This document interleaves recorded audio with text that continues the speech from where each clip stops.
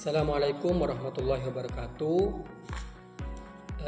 Langsung saja pada video kali ini kami akan membahas analisis kuantitatif desain eksperimen pada studi kasus tim size design pada mata kuliah pengolahan data penelitian yang diampu oleh Ibu Suryana MPD.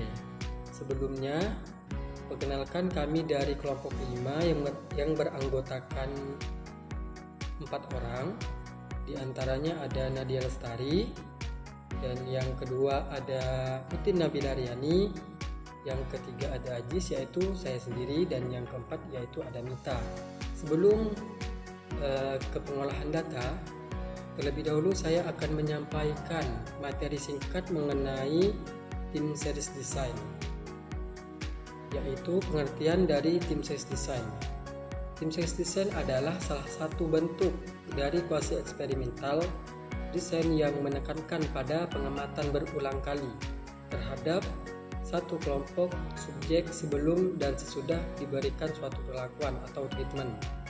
Desain ini dikembangkan untuk mengatasi keterbatasan dalam eksperimen yang tidak memungkinkan penggunaan kelompok kontrol, seperti pada kondisi pendidikan di kelas yang heterogen atau kebijakan yang berlaku pada satu kelompok siswa secara menyeluruh. Kemudian, dalam pendekatan ini, data dikumpulkan pada beberapa titik waktu sebelum perlakuan untuk menetapkan baseline atau kondisi awal, kemudian dilanjutkan dengan pemberian perlakuan dan diikuti oleh pengumpulan data lanjutan pada beberapa titik waktu setelah perlakuan. Kemudian, tujuan utama dari tim size design ini adalah untuk mengevaluasi apakah perubahan yang terjadi pada variabel terikat benar-benar disebabkan oleh perlakuan, bukan oleh faktor lain seperti kebetulan, sejarah, atau regulasi ke rata-rata. Selanjutnya, karakteristik tim size design. Yang pertama, pengukuran berulang. Subjek diukur berkali-kali, biasanya minimal 3 kali sebelum dan 3 kali setelah perlakuan. Pengukuran ini membantu mendeteksi tren atau pola stabilitas data sebelum dan setelah intervensi. Yang kedua, tidak ada kelompok kontrol. Artinya, berbeda dengan true eksperimen, desain ini tidak menggunakan kelompok pembanding, sehingga ancaman terhadap validitas internal lebih besar, namun bisa diminimalisir dengan strategi pengukuran berulang. Yang ketiga, perubahan bertahap dapat diketahui. Karena pengukuran dilakukan secara berurutan, peneliti bisa menilai apakah efek dari perlakuan langsung, lambat, bertahap, atau tidak bertahan lama. Selanjutnya, konteks lapangan yang nyata. Tim size sering digunakan dalam penelitian lapangan seperti dalam pendidikan, di mana tidak mungkin mengontrol semua variabel atau membagi siswa menjadi kelompok kontrol dan eksperimen. Selanjutnya ada skema desain tim size design. Bisa kita lihat bersama-sama. Berikut adalah skema dari tim size design. Untuk keterangan, O1, O2, O3 itu pengukuran sebelum perlakuan atau bisa disebut dengan pretest 1, 2, 3. Dan untuk X itu perlakuan atau intervensi, misalnya penggunaan atau perlakuan dengan menggunakan aplikasi MATLIST. Untuk O4, O5, dan O6 itu pengukuran sesudah perlakuan atau biasa disebut dengan post-test 1, 2, 3. Kemudian notasi ini menunjukkan adanya observasi berulang sebelum dan sesudah perlakuan yang menjadi ciri khas utama dari tim size design. Kemudian tujuan penggunaan tim size design. Yang pertama, mengidentifikasi perubahan tren dalam data sebelum dan sesudah perlakuan. Yang kedua, menilai efektivitas perlakuan terhadap kelompok yang sama tanpa membandingkan ke kelompok lain. Dan yang ketiga, meningkatkan reliabilitas temuan dengan data yang dikumpulkan secara longitudinal. Dan yang keempat yaitu mengurangi bias yang mungkin muncul jika hanya menggunakan satu kali pretest dan posttest. Selanjutnya ada kelebihan dan kelemahan tim series design. Untuk kelebihan yaitu memberikan data yang lebih kaya dan bermakna karena banyak titik pengukuran. Yang kedua, dapat melacak perubahan terhadap fluktuasi atau tren sesudah pelakuan. Yang ketiga, memungkinkan evaluasi efektivitas intervensi dalam konteks nyata. Yang keempat, cocok digunakan tanpa setting yang tidak memungkinkan randomisasi. Dan yang kelima, mengurangi kemungkinan kesalahan kesimpulan akibat kebetulan pada satu titik waktu saja. Untuk kelemahan, tidak memiliki kelompok kontrol sehingga sulit memastikan apakah perubahan memang akibat pelakuan. Yang kedua, rentan terhadap pengaruh variabel luar seperti kejadian sejarah, maturasi, atau perubahan dalam diri subjek atau pengaruh musiman. Yang ketiga membutuhkan waktu lebih lama karena pengukuran dilakukan secara berulang. Yang keempat, data yang tidak konsisten sebelum pelakuan dapat menyulitkan interpretasi tren. Dan yang kelima yaitu jika desain tidak disiplin dan pengukuran tidak konsisten, maka validitas internal menjadi lemah. Nah, dalam studi kasus ini kami menggunakan judul pengaruh bertahap penggunaan aplikasi Medlist terhadap peningkatan skor numerasi matematika siswa SD. Kemudian untuk data yang digunakan, kami menggunakan sebanyak 15 siswa dengan nilai pretest dan posttest, dan kita bisa lihat bersama pada layar. Berikut adalah nilai dari data yang kita gunakan untuk pengujian berikutnya. Untuk pengujian kami serahkan kepada teman-teman yang lain. Mungkin itu saja yang dapat saya sampaikan. Kurang lebihnya saya mohon maaf. Saya akhiri. Terima kasih. Assalamualaikum warahmatullahi wabarakatuh. Perkenalkan, nama saya Nadia Lasari. Di sini saya akan menjelaskan uji normalitas pada aplikasi SPSS. Baik, pertama-tama kita masukkan file terlebih dahulu. Kemudian kita ketik nama file kita.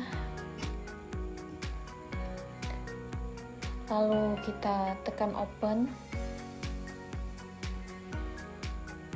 Kita tunggu datanya muncul. Lalu kita tekan OK.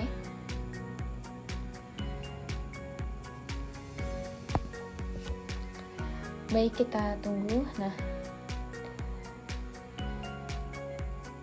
baik, datanya sudah muncul. Kemudian kita klik pada bagian Analyze. Kemudian lanjut kita klik pada bagian Deskriptif Statistik.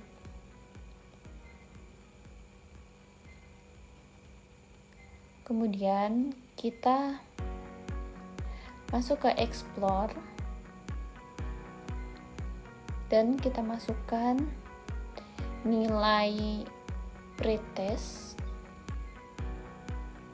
ke kanan pada dependent list dan juga nilai posttest ke kanan. Lalu tekan plot. Setelah kita tekan plot, kita centangkan di bagian normality plot with test. Kemudian kita klik continue.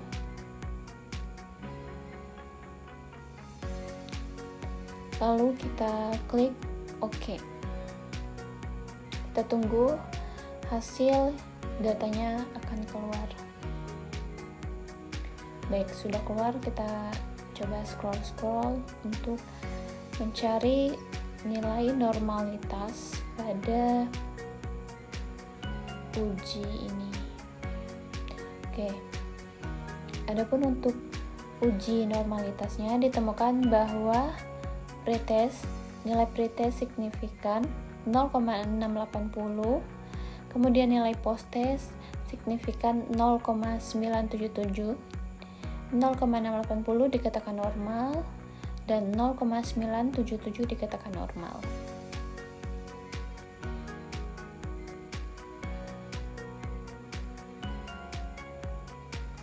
Baik, sekian dari saya. Terima kasih. Kita lanjut ke pembahasan selanjutnya.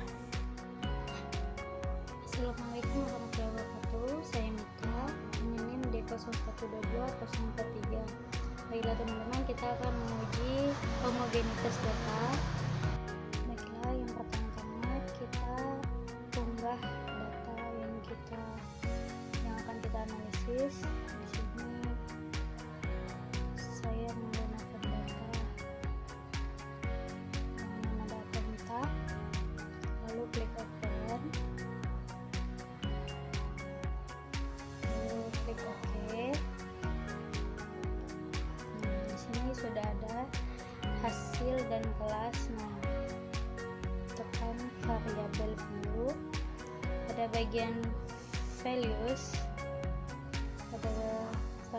pada nama kelas itu kita tekan. Nah, di sini ada value, kita buat menjadi di sini 1, karena tadi variabel kelas itu ada kelas 1 dan kelas 2. Nah, untuk label itu kita kasih nama kelas A, terus kita klik add, tekan analis, pilih bagian compartments, terus klik on way ANOVA. Pada pilihan hasil silakan masukkan di dependent list, dan untuk kelas masukkan di faktor. Jangan lupa untuk pilih option, lalu centang pada pilihan homogenitas of variance test, terus klik continue, terus klik OK. Nah, di sini kita sudah dapat ya teman-teman, ini untuk hasilnya. Sekian, terima kasih. Baik, di sini saya akan melanjutkan pengerjaan hipotesis di aplikasi SPSS. Kita buka dulu filenya, kita masukkan datanya tadi, cari dulu nama filenya yaitu data pretest dan post-test. Kita klik.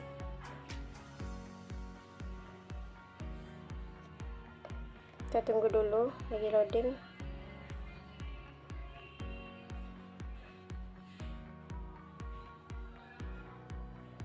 Nah, di sini datanya sudah muncul.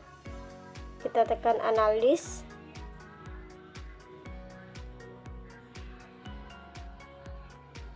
Habis itu kita tekan complements.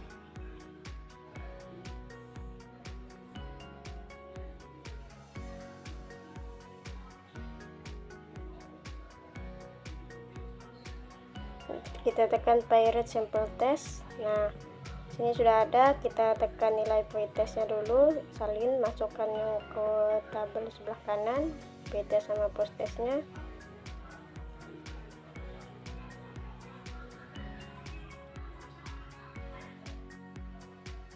Itu kita tekan OK.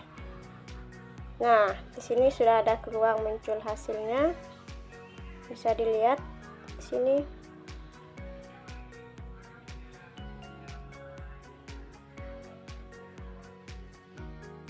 Untuk kesimpulan dari pembahasan kami adalah tim CS design merupakan desain penelitian yang kuat dan informatif ketika digunakan dengan tepat. Meskipun memiliki keterbatasan karena tidak adanya kelompok kontrol, kekuatan utamanya terletak pada kemampuan mendeteksi tren atau perubahan secara bertahap dan menyeluruh. Dalam konteks pendidikan, desain ini cocok untuk mengevaluasi efektivitas program pembelajaran, penggunaan media teknologi, atau intervensi inovatif lainnya yang tidak memungkinkan pembagian kelompok secara acak. Mungkin itu saja presentasi dari kelompok kami. Kurang lebihnya saya mohon maaf. Saya akhiri. Wassalamualaikum warahmatullahi wabarakatuh.